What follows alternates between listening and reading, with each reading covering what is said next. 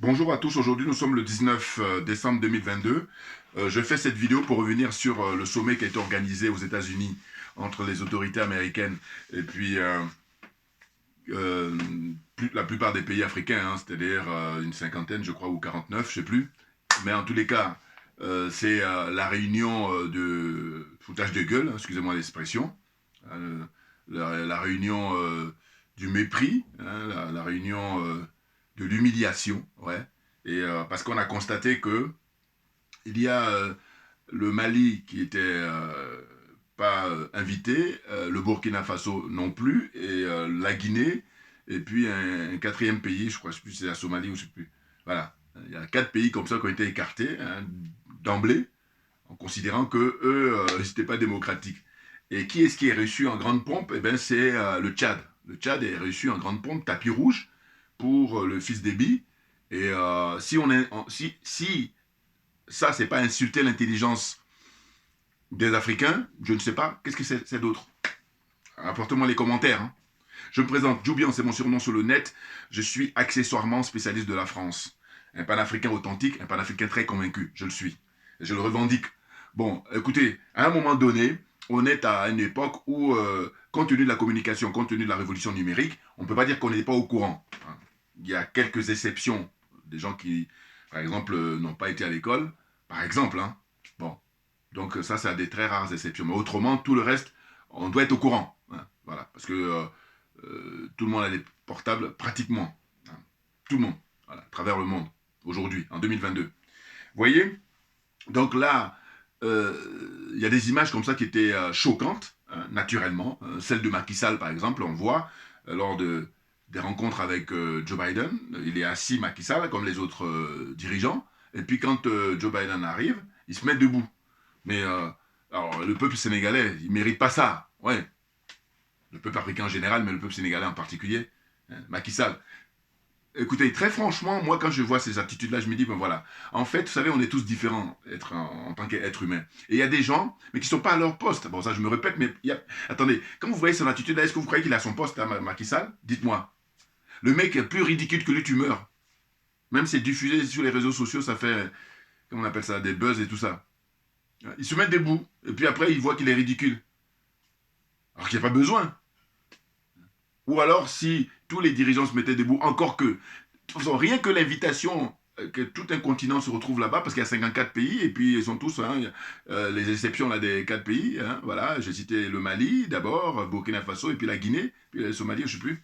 Voilà, 4 pays qui sont écartés, et les autres, voilà. Alors, ce que je tiens à signaler, c'est que là, pour moi, justement, on est dans une situation où nous sommes au 21e siècle. Or, quand on regarde l'Afrique, on regarde les Africains, on regarde le peuple africain, on a connu, tout le monde le sait maintenant, hein, depuis fort longtemps, l'esclavage des Noirs, des Africains, qui a duré 4, 5 siècles. Hein. Eh bien, on est dans la continuité. Bon, les Macky Sall, les Alassane Ouattara, même s'il n'a pas été, d'ailleurs on se demande pourquoi il n'était pas présent, il le sait lui, il est bien placé, il a envoyé son premier ministre. Bon, mais tous ces gens-là, alors, on va essayer de quand même faire on va faire un discernement. C'est-à-dire, on va essayer de ne pas mettre tout le monde dans le même sac, parce que vous avez dans ce groupe-là, hein, la zone des aliénés, hein, ceux qui ont le franc CFA, ceux qui ont comme comment on appelle ça, commune, monnaie commune, le franc CFA, eh ben, eux, pour moi, c'est les derniers de la classe. Les choses sont claires. Hein, parce que était convié aussi le président d'Angola, alors que l'Angola ayant connu plus de 20 ans de guerre civile, et bien aujourd'hui, au 21e siècle, vous allez observer qu'il y a des Brésiliens et il y a des Portugais qui vont là-bas pour chercher du travail et même qui demandent la nationalité angolaise. Vous comprenez? Voilà. Donc ça, ils ont beaucoup de mérite, les Angolais, ancienne colonie angolaise. Mais si ça dépendait que de la France, elle prendrait toute l'Afrique. Mais bon, là, avec le temps, les Américains ont réalisé que les Français étaient plus à la hauteur. C'est la raison pour laquelle ils les ont écartés. Hein. C'est-à-dire qu'ils ont dit, bon voilà, il y a eu les sommets France-Afrique pendant des décennies, vous vous êtes fait plaisir, et quand on fait le bilan, zéro. Résultat, zéro. Hein, vous êtes fait plaisir, juste ça. Hein. Parce que si vous avez fait le nécessaire, eh bien, aujourd'hui, les Chinois ou les Russes, ils n'auraient pas la part belle. Voilà. C'est ce que disent les Américains. C'est la raison pour laquelle eux-mêmes, ils ont décidé de prendre les choses en main. Et qu'est-ce qu'ils font? Ça a commencé avec Barack Obama, hein, l'autre escroc comment dire, par excellence. Voilà, excusez-moi. Hein, Barack Obama, c'est la vraie quenelle que nous ont glissé à l'époque. Hein. Bon. Donc, Obama, lui, il organise le premier sommet, c'était en 2014. Hein, et il faut vous rappeler, il avait fait une intervention à l'Assemblée nationale au Parlement kényan, où il avait dit ce dont a besoin l'Afrique, c'est pas des hommes forts, c'est plutôt comment il dit, des institutions fortes. Voilà. Et quand il avait dit ça à l'époque, on se disait, mais oui, il a raison de dire ça. Sauf que dire ça, c'est une chose, mais la pratique, c'en est une autre. Vous voyez, parce que là, pour l'actualité, ce qu'on apprend, c'est que les Américains, eh ben, ils ont prévu de donner sur 3 ans, 54 milliards, je crois, ou 55 milliards de dollars aux pays africains. Alors on est en 2022, hein. C'est la promesse qu'ils ont faite. Donc si vous divisez 54 milliards, ça veut dire 1 milliard par pays, normalement. Sauf s'ils disent que voilà, le Burkina Faso, le Mali, et puis la Guinée, le Somalie, là, ils ne sont pas à considérer. Voilà. Mais autrement, tout le reste, chacun a 1 milliard sur 3 ans. Voilà. Mais moi, quand j'ai vu ça, la première réaction que j'ai eue, j'ai dit, bon voilà, essayez d'évaluer combien d'argent les Américains ont donné pour aider l'Ukraine. Voilà. Là, toujours pareil, exercice pratique. Bien entendu. Hein, là, il parle de 54 milliards, mais qu'est-ce qu'il en est de l'argent qui est donné à l'Ukraine depuis fort longtemps, et puis plus maintenant depuis le mois de février 2022. Voilà. C'est beaucoup plus que ça. C'est même des milliards de pas en finir. Vous voyez, donc un seul pays, hein, ils ont déversé pas mal. Et puis pour quelle raison? Voilà, des armes. Est-ce que, quand je dis souvent que ces gens-là, ils ont l'apparence d'êtres humains, mais ce ne sont pas des êtres humains, écoutez, il y a des exemples à volonté, pour ceux qui se veulent honnêtes intellectuellement, on est d'accord, voilà, parce que moi, j'ai pas de temps à perdre. Vous voyez, donc j'ai pris quelques notes pour ne pas oublier, et puis de dire que, franchement, hein, le fils d'Ebi, il est reçu, hein, ils appellent ça même des rencontres bilatérales, c'est-à-dire que, voilà, tranquille, entre le Tchad et les États-Unis, alors que lui, bon, il a été mis là, je rappelle toujours, son père était un soldat de, justement, la France-Afrique, hein, c'était un vrai soldat, il a été recruté pour ça, il a été formé pour ça, et quand, au dernier moment, il a commencé à prendre conscience que voilà, il est africain, et c'est là ils ont dit, non, non, non, t'as pas compris, nous on a financé, comment on appelle ça, un investissement pour nous, c'est du début à la fin, c'est pas en cours de route, tu vas nous faire le coup à l'envers, donc ils l'ont dégommé, et quand ils l'ont dégommé, ils ont mis son fils, vous voyez. Donc là, son fils, lui, il est militaire au même titre que les colonels au Mali, au même titre que le capitaine qui est au Burkina Faso, au même titre que le colonel aussi qui est en Guinée. Eh bien, comment se fait-il que lui, il est reçu en grande pompe? Comment ça se fait que lui, c'est l'exception? Mais c'est simplement qu'on méprise les Africains. Hein? Matin, midi et soir, on méprise les Africains. Maintenant, qu'est-ce qui explique ça? Ben, ça explique l'aliénation. C'est ça qui pousse à ça. Hein? L'aliénation, le complexe et la corruption. Ensuite, j'ajoute la jalousie et puis la sorcellerie. Voilà. Je rappelle toujours que ça, c'est une spéciale dédicace à tous les dirigeants africains et ceux qui les soutiennent. Voilà. Ah, ils vont ensemble, c'est clair. Et puis, il a dit que quelqu'un me dise le contraire de ça. N'importe quoi. Donc, les notes que j'ai prises, hein, rapidement, c'est que j'ai dit sommet qui s'est tenu aux États-Unis, là-bas à Washington, et puis même en plus, quand il est arrivé, le président américain, là-bas, il n'a pas le temps. Hein. Les dirigeants ont été reçus principalement par ses collaborateurs. Voilà, plus ça. Vous voyez? Aucune considération. Mais eux, les dirigeants africains, justement, c'est parce que, quand je dis ils ne sont pas à leur place, mais c'est un euphémisme même que de dire ça, parce que c'est tellement vrai.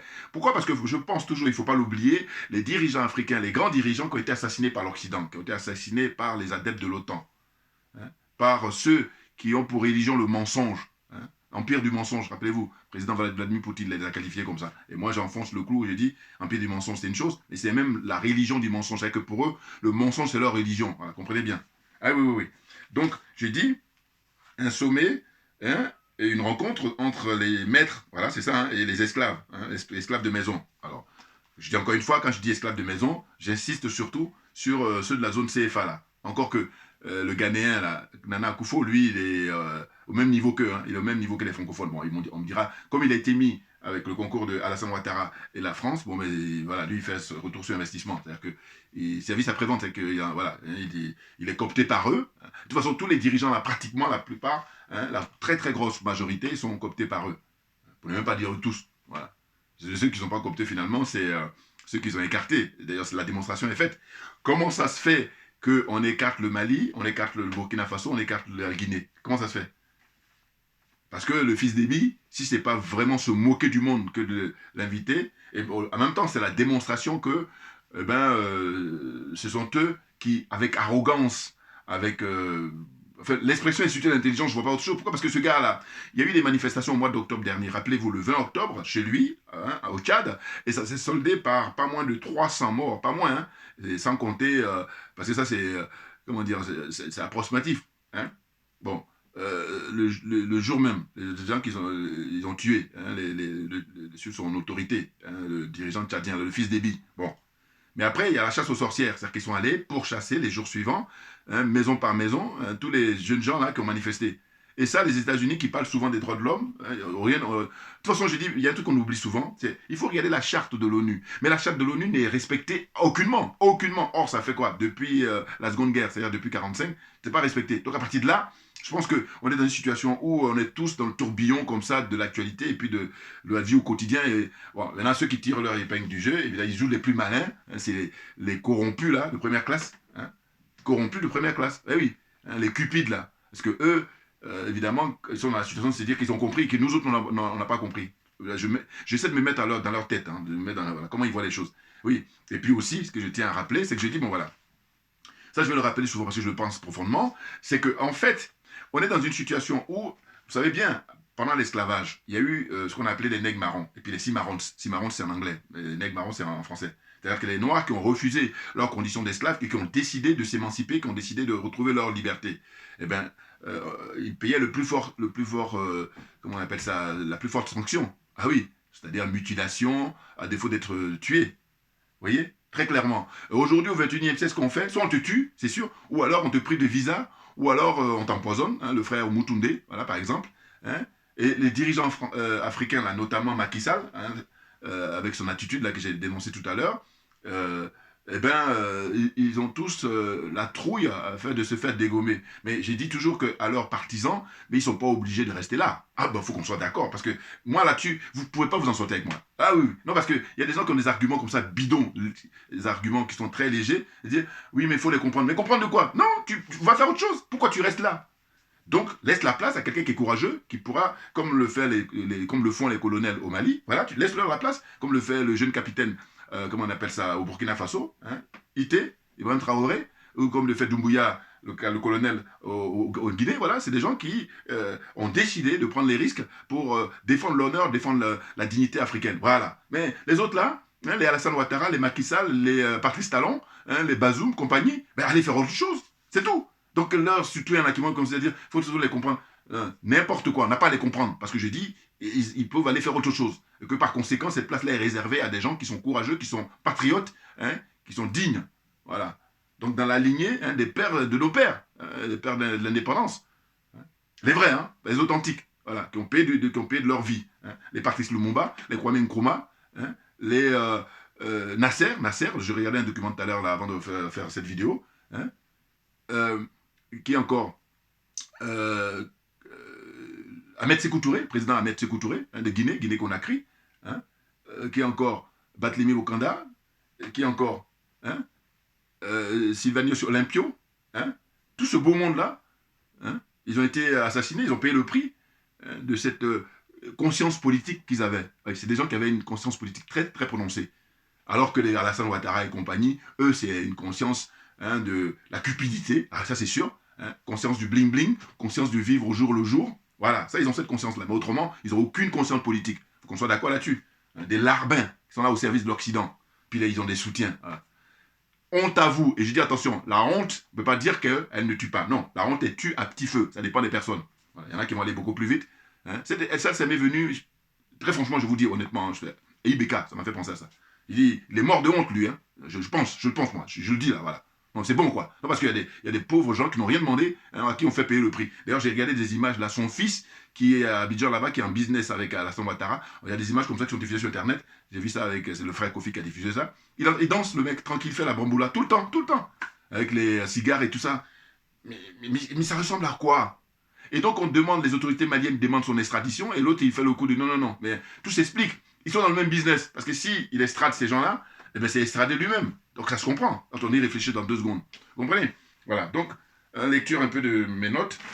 J'ai dit donc un sommet, une rencontre entre les maîtres des États-Unis, hein, et puis les adeptes de l'OTAN, et puis les esclaves, hein, qui sont les pays là qui sont précipités là-bas pour cette invitation-là, hein, au 21e siècle. Donc j'ai dit, Hein, j'ai rappelé, il y a 4 pays non conviés. Voilà, j'ai rappelé tout à l'heure le Mali, le Burkina, la Guinée, le Conakry, et puis le Somalie, je crois, si je ne me trompe pas, hein, pour le quatrième pays. Ces pays sont les plus dignes, voilà, c'est ça. Hein, ces 4 pays-là qui ont été non invités, qui n'ont pas été invités, sont les dignes, hein, pour défendre l'honneur et la dignité, hein, des Africains au XXIe siècle. Ce sont les nègres marrons pour moi, ce sont les cimarrons, les 4 pays. Ah oui, les dirigeants de ces pays-là, chapeau. Vous pouvez vous regarder dans la glace, et puis tous ceux qui vous soutiennent comme nous autres, voilà, on est dans une fierté, parce que à long terme, eh ben, on aura gain de cause. C'est pas les cupides là, les escrocs là, hein, qui vont avoir gain de cause. Les corrompus là. Hein. Donc je dis, quel est le bilan, hein, ça c'est une question importante. Quel est le bilan du premier sommet organisé en 2014 par Barack Obama? Parce qu'il faut se rappeler, Barack Obama, justement, comme je disais tout à l'heure, il avait organisé un premier sommet. Voilà. D'ailleurs, c'est à partir de 2014 d'ailleurs qu'ils ont commencé à voir que la France, elle ne fait plus l'affaire, c'est-à-dire qu'elle n'est plus à la hauteur, hein, en tant que prestataire. Hein. Voilà. Donc eux-mêmes, maintenant, ils ont décidé de prendre les choses en main. Parce que la France, rappelez-vous la tradition, les sommets France-Afrique, machin, tout ça. Ça n'en finissait pas. C'est du folklore, ils se font plaisir. Alors, donc j'ai dit, Barack Obama, lui, hein, c'est en 2014, et 8 ans après, on fait le bilan, faisons le bilan. On dit pas, il était question de promouvoir la bonne gouvernance. Ça, c'était sous Obama, comme je vous ai dit tout à l'heure, quand il a prononcé son discours au Parlement ou à l'Assemblée là-bas au Kenya. Voilà. Qu'est-ce qu'il a? Parce qu'il dit, on veut la bonne gouvernance, sauf qu'entre-temps, il y a des gens qui coupent les têtes, comme Alassane Ouattara en 2020. Hein. Donc 2014-2020, ça fait 6 ans après. Ou même avant ça, hein, toutes les exactions qui ont pu se passer au Togo, au Gabon, hein, dans tous les pays où les Africains veulent manifester, enfin veulent, ils manifestent contre ceux qui dirigent les pays, et puis il y a, comment on appelle ça, une répression féroce, hein, où les gens sont assassinés, les gens sont arrêtés arbitrairement, sont emprisonnés, sont embastillés en permanence. Et là, ils parlent des droits de l'homme. Non, franchement, le maître mot, c'est qu'il faut arrêter d'insulter l'intelligence. Et maintenant, la balle est dans notre camp, en ce qui concerne la liberté qui s'arrache. C'est vieux comme le monde et ça va toujours être ainsi. Hein. Je vous dis l'exemple qui est intéressant, c'est les pays africains avec les pseudo-indépendances. Ben oui, ça mène à quoi là aujourd'hui? Donc ça veut bien dire qu'en fait, s'ils avaient obtenu réellement leurs indépendances, parce que vous pensez bien, la France, à l'époque, avec son fameux empire colonial, il n'y avait pas que l'Afrique, il y avait les pays d'Asie. Mais regardez aujourd'hui les pays d'Asie que la France détenait. Ils sont tranquilles, pourquoi? Parce qu'eux, ils ont arraché de haute lutte leur liberté. Ah bien entendu, ça s'est fait dans du sang, tout naturellement. Mais c'est malheureux, mais c'est comme ça. Voilà. Donc on l'arrache. Et une fois qu'on l'arrache, on est digne. Autrement, si c'est la France qui ouvre son agenda, là, comme elle a pu le faire, hein, 1er janvier c'est un tel, 2 janvier ainsi de suite jusqu'à la fin de l'année. Hein.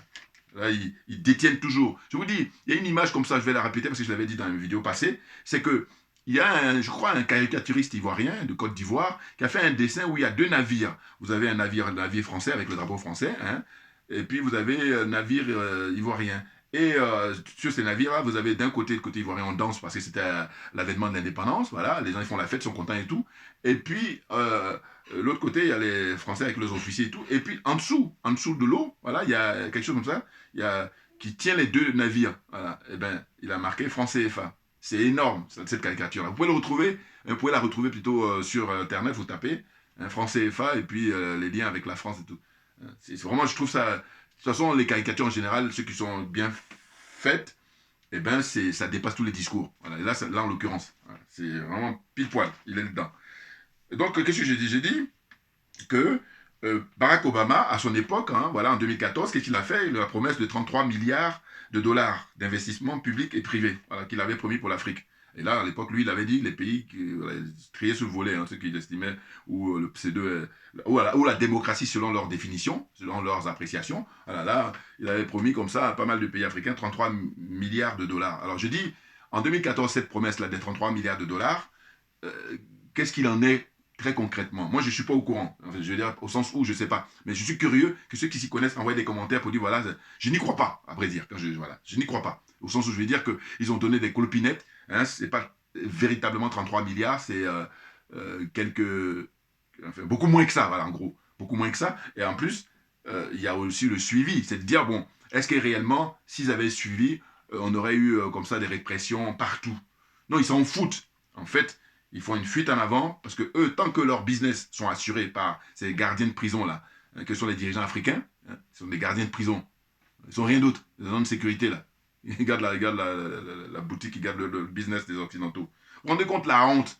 Ah non mais putain, ça n'en finit pas. Pauvre Afrique.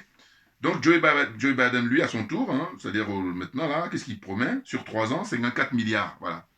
Ça monte, hein. Mais très concrètement, n'oubliez pas de comparer, je vous dis, les 54 milliards d'aujourd'hui, hein, 33 milliards avec Barack Obama et 54 milliards avec Joe Biden. Combien, si vous comparez avec ce qui est donné pour faire la guerre en Ukraine? Vous voyez bien qu'on est très, très loin du compte. Parce que d'un côté, on donne beaucoup d'argent pour l'armement, pour tuer les gens. Parce que là, les armes, hein, c'est malheureux. Et puis, de l'autre côté, on dit voilà, on va donner de l'argent hein, pour investissement, pour le climat, pour n'importe quoi. Les premiers responsables, je veux dire, comment on appelle ça, le désastre qu'on vit au XXIe siècle dans le monde, hein, parce que eux, comme ils se prévalent d'être les gendarmes du monde, ils font n'importe quoi, ils font tout avec la force, des impérialistes, des colonialistes, des barbares, eh bien, les guerres fomentées, tout ce qui se passe en Afrique en général, hein, dans le monde en général, et puis en Afrique en particulier. Par exemple, République démocratique du Congo, hein, où là, ils ne vont pas lâcher l'affaire parce que la richesse, et pour moi, je vous dis encore une fois, le pays le plus riche potentiellement en Afrique, et par voie de conséquence le plus riche au monde, c'est la République centrafricaine, la République démocratique du Congo, naturellement. Ah oui, compte tenu de toutes les ressources dont elle dispose. Et je maintiens encore, je me répète, parce que ça c'est mon point de vue personnel, je dis que les Congolais, citoyens congolais, malheureusement, ils payent le prix très très fort par les morts comme ça au jour le jour, hein, par la pauvreté et tout ça. Et bien, et puis la guerre qui est, comment on appelle ça, recommandée, commandée par les Occidentaux, hein, notamment les États-Unis en premier. Il faut bien se le dire. Tout ça organisé, donc c'est pour ça que je parle de mort artificielle. Eh bien, c'est l'assassinat de Patrice Emery Lumumba. Ils sont en train de payer le prix, malheureusement. Ah oui, et du coup, qui pour moi est premier responsable, avant même de parler des Américains ou des Français, ce sont les hommes et les femmes politiques de ce pays-là, c'est-à-dire Tshisekedi et compagnie. Voilà. Ce sont eux qui sont les premiers responsables. Parce que j'ai dit, d'abord, je vais vérifier leur train de vie. Ah oui, ah oui, oui. Non, parce qu'on vient pour servir l'intérêt général, on vient pour servir le peuple, on ne vient pas pour se servir. Or, le constat qu'on fait, Tshisekedi, depuis qu'il est au pouvoir, j'ai dit, je veux savoir, avant qu'il prenne le pouvoir, et puis maintenant qu'il est au pouvoir, ça fait 3 ans ou c'est pas 4 ans, je ne sais plus, 3 ans, eh bien, quel est son train de vie? C'est-à-dire les patrimoines, voilà. C'est curieux. Et puis lui, et puis tous les gens qui travaillent avec lui, et puis tous les autres. Voilà. Donc, si ces gens-là, justement, ils n'étaient pas dans cette posture-là, la posture d'aliénation, la posture de complexe, la posture comment dire, corrompu, voilà, eh bien, on n'en serait pas là. C'est le peuple, il serait gagnant. Il aurait profité de ses richesses, la richesse hein, du Congo RDC, dont vous savez, hein, vraiment très, très riche. Quand on parle du coltan, que tout le monde sait maintenant, les instruments que nous utilisons là, les portables, hein, tout ça, c'est ça qui permet sa fabrication. Sans oublier qu'ils ont du nickel, ils ont plein. Alors là, je vous dis pour moi, en plus, être juste comme ça un citoyen ordinaire, quand j'observe, petite recherche et tout, j'ai dit, mais à vrai dire, le pays le plus riche en Afrique, je le dis, hein, maintenant ceux qui sont les plus avancés là, allez-y, démontrez-moi le contraire, enfin dites-moi dans les commentaires si je me trompe, c'est la République démocratique du Congo. Voilà. Et si ce pays-là, potentiellement, est le plus riche, potentiellement, hein, eh bien, donc c'est le plus riche du monde, tout simplement. Ah ben oui. Maintenant, les générations se succèdent, il faut se dire que, souhaitons qu'un jour, il y ait des Patrice Lumumba qui reviennent là en place pour essayer de, justement, faire regagner la dignité, la renaissance du peuple congolais. Et non pas des gens qui vont danser du zaïko là, hein, à l'image des Koffi Olomide, tous ces... Voilà. C'est dingue, c'est dingue. Ah là là là là, c'est incroyable. Vous voyez, donc pour la suite. Donc, pour la suite, pour terminer mon truc, c'est que je disais que Macky Sall, voilà, c'est ça, son attitude, hein, j'ai dénoncé tout à l'heure, hein, et la prise de parole de Paul Biya. Ah, faut pas l'oublier, lui. Paul Biya aux États-Unis. D'abord, il va pas en Russie, il va aux États-Unis. Comment ça s'explique? Bah, c'est le premier même aliéné de tout ce club-là. Hein, plus âgé, hein, et puis le plus aliéné, plus complexé, plus corrompu. Les sardinats, là. Vous dites quoi par rapport à ça? Paul Biya ne va pas en Russie, il va là, aux États-Unis. Et c'est ça le paradoxe. Ils sont dans une schizophrénie comme ça avec l'Afrique média. C'est-à-dire qu'en fait, j'ai dit, mais moi, comme je veux équilibrer, parce qu'il y a beaucoup qui ne sont pas équilibrés, hein, en apparence, ils croient qu'ils sont équilibrés, mais ils ne sont pas équilibrés du tout. J'ai dit que normalement, euh, l'Afrique média devait être dans une posture d'être financée par des dirigeants dont on n'a rien à reprocher, qui soient exemplaires. Je pense par exemple actuellement aux dirigeants maliens. Oui, voilà. C'est-à-dire que quand les dirigeants maliens, parce que pour l'instant ils sont en train de faire le ménage, hein, parce qu'ils ont des problèmes d'agression comme ça, hein, par l'Occident en général et la France en particulier, avec les États-Unis, eh bien, s'ils se débarrassent de ça complètement, hein, à posséder leur monnaie, puis être dans une position, comment dire, un peu comme a dit le Premier ministre, comment on appelle ça, qui s'est rétabli, hein, Choguel Maïga, voilà, il a dit, normalement, la génération à venir, il faut qu'elle soit beaucoup plus dans les dispositions de travailler, hein, sur le plan économique pour construire le pays. Et non pas, là, pour l'instant, ils sont obligés de se battre pour libérer le pays. Vous vous rendez compte? Mais c'est fait exprès, justement, compte tenu du richesse du Mali aussi. Surtout, voilà, c'est pour ça qu'ils sont là. Ils emmerdent le monde, ils emmerdent le peuple malien. Hein. C'est ça. Donc il dit, il faut finir avec ça, hein, avoir sa sécurité, c'est la première des choses, et puis après, ils vont se mettre au travail, et puis ils vont développer, hein, le pays, mais tranquillement. Là, eux, ils auront des bonnes bases, hein, parce que là, pour l'instant, ceux qui sont dans des postures comme ça de illusion, je pense à la Côte d'Ivoire là en l'occurrence, eh ben, ça ne tient pas, parce que la preuve, regardez, si Houphouët-Boigny il avait pensé que on est tous mortels, bah, il aurait réfléchi sur le après lui. Or, lui, il a considéré qu'il était immortel, et puis que maintenant, c'est le prix qu'on est en train de payer. On le paye là. En Côte d'Ivoire, le peuple ivoirien paye en fait l'héritage Houphouët-Boigny. Les choses sont claires. Voilà. Et puis encore, ceux qui se veulent plus malins, faites-moi les commentaires, et puis dites-moi le contraire. N'importe quoi, des nazes. Bon, alors, donc je disais, Paul Biya, voilà, et Paul Biya, il faut vous dire que, enfin, il y a un jeune frère là, qui est camerounais, qui a fait une vidéo, lui, je crois qu'il doit vivre aux États-Unis, et lui, il a décortiqué, hein, la prestation de Paul Biya. C'est-à-dire qu'au moment où il arrive, eh ben, on lui met comment on appelle ça, un micro portatif, hein, tout petit micro comme ça, et il ne savait pas, hein, le mec. Et donc il parlait, et il se demandait où est-ce qu'il était. Voilà. Il est âgé, il est sénile, et tout ça. Bon, à un moment donné, on arrête, mais non, non. Et puis bon, on sait très bien que c'est même plus lui qui dirige depuis quelques 10, 15, 20 ans. Hein, c'est son entourage qui dirige. Et moi, je dis toujours qu'il ne faut pas oublier que Paul Biya, le problème, c'est pas ça. Le problème, c'est quand il va arrêter déjà, quand il sera plus au pouvoir, c'est-à-dire l'après-Biya, voilà. L'après-Biya, c'est ça. J'espère que comment dire, les Camerounais conscients pensent beaucoup à ça, je suppose. Mais je veux dire que, bah oui, parce que, regardez l'après Oufoué. Donc ça veut dire qu'en fait, le problème, il y a lui-même son règne, mais c'est après. Parce que comme nul n'est immortel, voilà. Donc j'ai dit, alors on apprend maintenant que c'est son fils que la France est en train de préparer. Vous vous rendez compte? La visite comment on appelle ça, Macron en mois d'août dernier, voilà, tout ça, ça contribue. Et donc le jeune frère là, la vidéo qu'il a faite, l'a décortiqué, il dit, et lui se marrait, et puis bon, il se marrait, entre guillemets, mais il veut dire que voilà, c'est malheureux. Il dit, mais vous vous rendez compte, le monsieur, il vient là, hein, et puis quand il arrive dans la salle, normalement, il était censé aller prendre la parole, hein, sur le pupitre. Eh ben non, il allait s'asseoir. Il comprenait pas parce qu'il savait même pas, il sait plus où il en est, le pépé là. Voilà. Et donc il fait n'importe quoi. Donc il parlait. Et qui est dans la salle? N'importe quoi. Et puis après ils ont fini par lui dire non, non, il faut que tu ailles parler. Et puis quand il parle, il dit n'importe quoi et tout. Il parle de oui, l'Afrique a besoin de financement, de je sais pas quoi. Oh là là là. Quand je pense que ceux qui soutiennent Paul Biya, souvent ce qu'ils disent pour argumenter, oui, le guide libyen, le colonel Kadhafi, avait tellement confiance à Paul Biya qu'il a voulu installer là-bas la banque machin. J'ai dit, mais non, mais franchement, d'accord, le guide libyen a fait ça. Mais qu'est-ce que Paul Biya a fait pour le guide libyen avant qu'il quitte cette terre? Question. Question, répondez-moi. Donc fermez vos gueules définitivement. Non, parce que vous n'avez aucun argument, vous êtes ridicule. C'est pas possible, franchement. Le monsieur, au lieu d'aller en Russie, ou alors tu vas pas en Russie, puis tu vas pas aux États-Unis non plus, tu restes là-bas chez toi tranquillement. Mais qu'est-ce que tu as à ton âge là, à venir aux États-Unis, puis même ridiculiser le peuple africain en général et le peuple camerounais en particulier? Je vous encourage à aller regarder les images, vous allez voir Paul Biya aux États-Unis, là, quand il est parti là. Les perdus, quand il vient, il doit venir prendre la parole. D'ailleurs, quand il se déplace et tout, oh là, ah, c'est terrible, hein.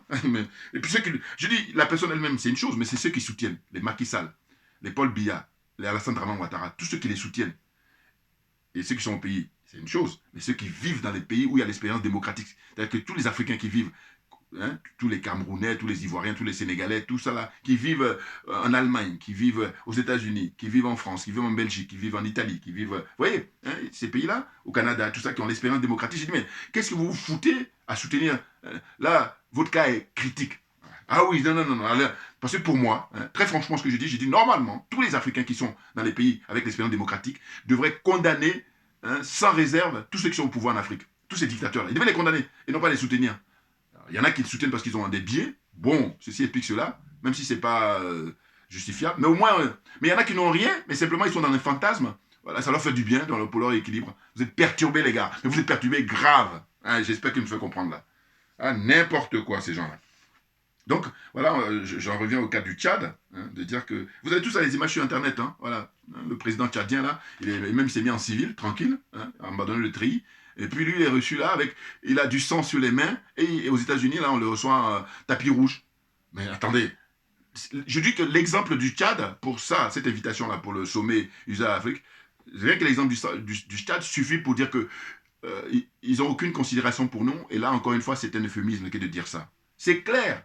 Ah ben oui, parce qu'en plus, la prise de pouvoir qui est le... hein, il a pris le pouvoir là, hein, quand on a assassiné son père, eh ben, c'est la même période que là, les colonels au Mali, hein, celui qui est en Guinée, et puis le jeune capitaine au Burkina Faso. C'est la même période. C'est pas comme s'il y a 5 ans, puis on a un peu oublié. Non, non, non, voilà. Et donc là, eux, très clairement comme ça, hein, ils décident, ils disent, bon voilà, on vous met de côté, et puis on reçoit qui on a envie de recevoir. Eh bien, le peuple malien, soyez fiers des dirigeants que vous avez. Le peuple du Burkina Faso, soyez fiers des dirigeants que vous avez. Le peuple de Guinée, soyez fiers du colonel Doumbia, hein, parce que franchement, à partir du moment où ils sont marginalisés, ils sont ostracisés, ça veut dire qu'ils sont sur la bonne voie. Et d'ailleurs, rappelez-vous le discours hein, du grand Ahmed Sékou Touré, le président Ahmed Sékou Touré, qui dit que si vous avez le consentement ou, comment on appelle ça, l'Occident qui vous approuve, c'est que là, vous n'êtes pas sur le bon chemin pour mener à bien hein, les intérêts pour votre peuple. Les choses sont claires, j'essaie de résumer à ma manière, mais en gros, c'est ce qu'il disait à l'époque. Vous voyez.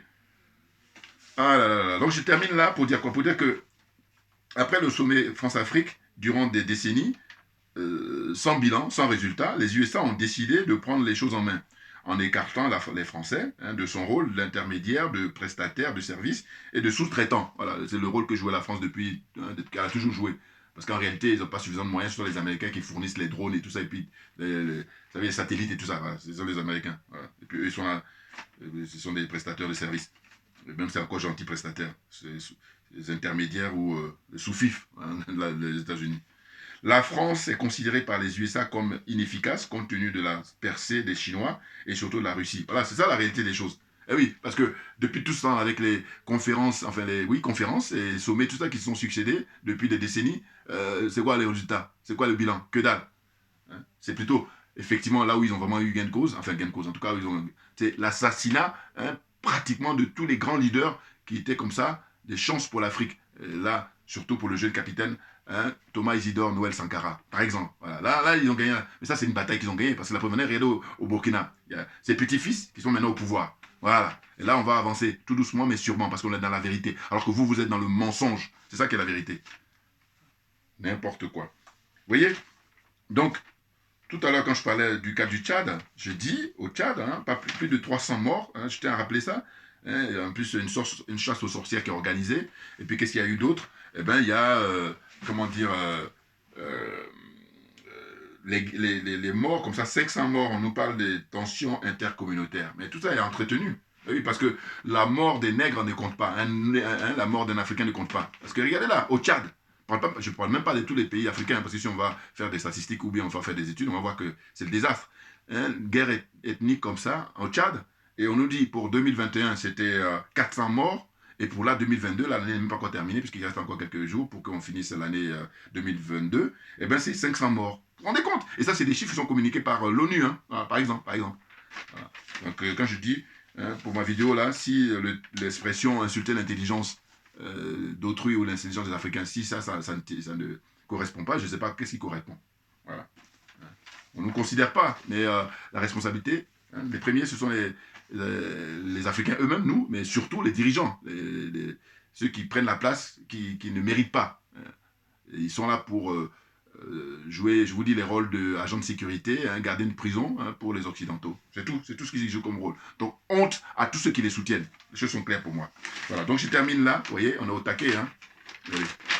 Voilà, on est au taquet. On lâche rien, comme j'ai pour habitude de dire.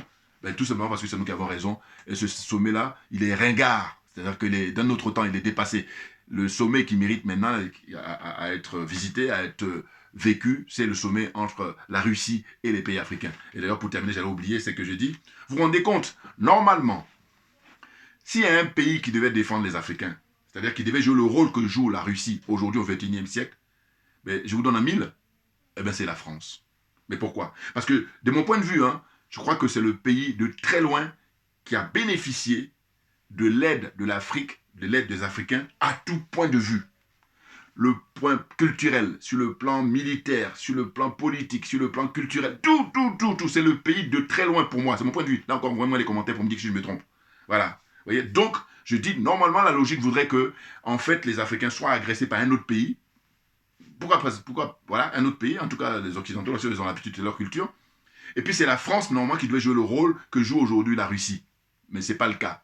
Donc, allez, rentrez en réflexion, parce que j'adore ça. Et puis maintenant, dites-moi ce que vous en pensez.